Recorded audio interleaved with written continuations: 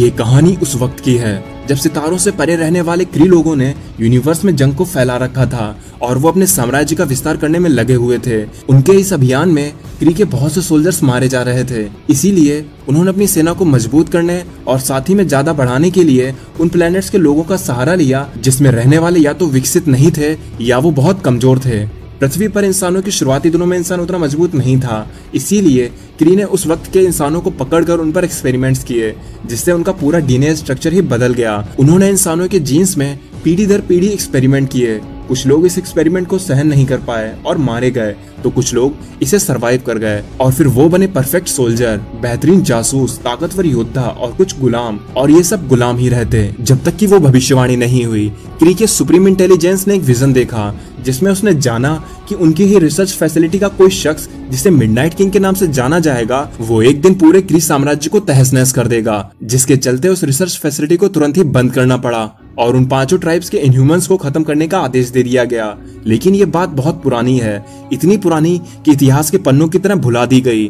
पर अब क्री के होम प्लेनेट हाला ने एक बार फिर से यूनिवर्स में जंग छेड़ दी है, जिसके चलते उन्होंने सितारों में एक मैसेज भेजा जो कि बहुत ही सिंपल था, या तो ज्वाइन करो या फिर मारे जाओ। गाइज, मैं आपको बता दूं कि जब भी इनह्यूमंस की बात आती है आप सीधा मेडुसा, ब्लैक बोल्ट, लॉकजॉ या फिर मैक्सिमस को ही सोचते होंगे, पर ऐसा नहीं है। इनह्यूमंस की टोटल 5 ट्राइब्स हैं, जिनमें 4 ट्राइब्स के लीडर्स जो हैं वो फीमेल हैं और एक ट्राइब का लीडर मेल है जिसे आप ब्लैक बोल्ट या फिर ब्लैक अगार के नाम से जानते होंगे। लेकिन अब जो इनह्यूमंस मारे गए थे ये किसी भी ट्राइब में पर्टिकुलर रहना पसंद नहीं करते थे।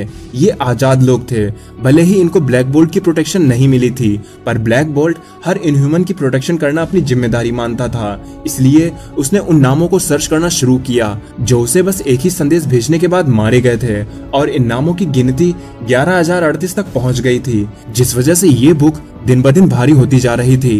ब्लैक बोल्ट कई रातों से इसी लिस्ट में बढ़ते हुए नामों को लिखने में बिजी था और वो ये सोचने में लगा हुआ था कि आखिर ये काम किसका हो सकता है जो बस सब जगह एक ही मैसेज को फैलाने में लगा हुआ है। और जितने भी इनह्यूमंस मारे गए हैं उन सबके संदेश एक ही थे, ज्वाइन करो या फिर मारे जाओ। पर तभी वहां पर मेडुसा आती है और वो ब्लैक बोल्ट से पूछती है, ब्लैक बोल्ट, क्या तुमने मेरी स्पीच को रेडी कर दिया जो मुझे वहां पर देनी है? पर जब मेडुसा की नजर ब्लैक बोल्ट पर जाती है तब वो पूछती है, ब्लैक अगार, क्या तुम सोए नहीं हो? जिस पर ब्लैक बोल्ट अपनी साइन लैंग्वेज में कहता है, ये जो कुछ भी हो रहा है उसके चलते मैं कैसे सो सकता था? जिस पे मेडुसा ब्लैक अगार को संभालती हुई कहती है, तुम्हारी इसी आदत की वजह से तो मैं तुमसे प्यार करती हूँ। तुम अपनी फैमिली और अपने लोगों की इतनी फिक्र जो करते हो, लेकिन तुम्हारे ये आंसू उन्हें इंस्पायर नहीं कर सकेंगे जिन्हें हम यहाँ पर लीड करने के लिए आए हैं। हम उन्हें वापस तो नहीं ला सकते हैं जो मारे गए हैं, लेकिन हम उनका बदला जरूर लेकर रहेंगे। इसीलिए अब तुम अपने ये आंसुओं पर कंट्रोल करो और एक राजा की तरह उनके सामने जाओ। तब हम देखते हैं कि ब्लैक बोल्ट और उसकी टीम किसी दूर प्लेनेट पर मीटिंग के लिए आए होते हैं।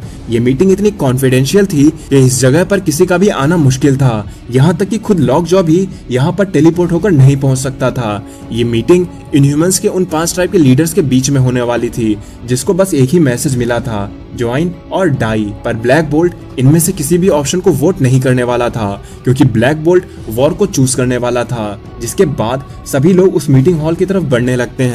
पर ये क्या, ब्लैक बोल्ट जब उस मीटिंग हॉल में पहुंचता है तब वह बहुत हैरान रह जाता है, क्योंकि बाकी के 4 ट्राइब्स की सभी लीडर्स अब मारी जा चुकी थीं और उनके सामने एक कपड़े पर वही मैसेज लिखा हुआ था, ज्वाइन करो या फिर मारे जाओ। इन 4 रानियों के मरने के बाद ब्लैक बोल्ट की उस बुक का वजन और भी ज्यादा बढ़ने वाला था। ब्लैक बोल्ट ये देखकर बहुत ही गुस्से में और शांत खड़ा था, लेकिन ये शांति कोई आम शांति नहीं थी, क्योंकि जब ये शांति हटेगी तो ये यूनिवर्स ब्लैक बोल्ट के दुश्मनों के खून से रंग जाएगा। लेकिन तभी ट्राइटन की नजर एक घायल शख्स पर पड़ती है जो अभी भी पूरी तरह से नहीं मरा था, जिसपे ट्राइटन फौरन उस लेडी के पास जाकर वहाँ पर जो कुछ भी हुआ उसके बारे में पूछता है, जिस पर वो लेडी ट्राइटन के सर पर हाथ रखकर उसे वो सब दिखाती है जो कुछ भी वहाँ पर हुआ था। ट्राइटन देखता है कि चारों रानियां यहाँ पर उस मैसेज को सुनने के बाद मीटिंग के लिए इकट्ठा हुई थीं और वो चारों ही ज्वाइन को वोट करने वाली थी, क्योंकि वो जानती थी कि उनका दुश्मन इतना ताकतवर है जिसे वो सभी ट्राइब मिलकर भी नहीं हरा सकती हैं।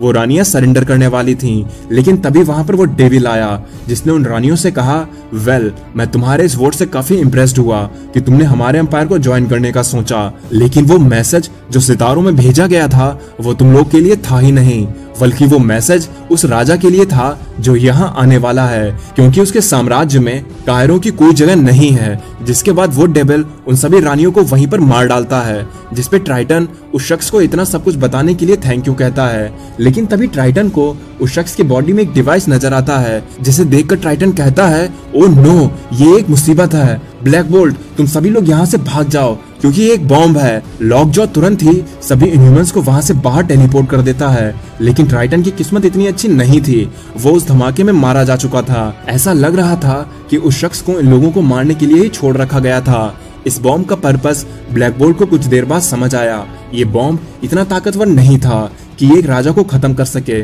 बल्कि इस बॉम्ब का मकसद ये था कि वो उस राजा को घायल कर सके, उससे ये एहसास दिला सके कि वो कमजोर है, वो हार चुका है, और वो ये जान ले कि हम लोग हर जगह पर फैले हुए हैं। और वो सभी लोग ये बात अच्छे से जानते हैं कि उस राजा की वीकनेस क्या है। तब वहां पर घायल मेडुसा कहती है, ब्लैक कगार, हम सब घायल हो चुके हैं, इसलिए हमें जल्दी से यहाँ पर न्यू एटिलान पर पहुंचना होगा। लेकिन न्यू एटिलान पर, जो कि ब्लैक बोल्ट का घर है, वहां पर हालात उतने भी अच्छे नहीं थे, क्योंकि वहां पर अब वो डेविल पहुंच चुका था, जिसका नाम वॉक्स है। पर ये वॉक्स कौन है, इसका इनह्यूमंस को मारने का मेन मकसद क्या है, ये सभी बातें हम अगले एपिसोड्स में जानेंगे, क्योंकि आज का ये एपिसोड यहीं पर खत्म हो जाता है। तो आपको इस स्टोरी का पहला एपिसोड कैसा लगा? अगर ये एपिसोड अच्छा लगा हो तो कमेंट में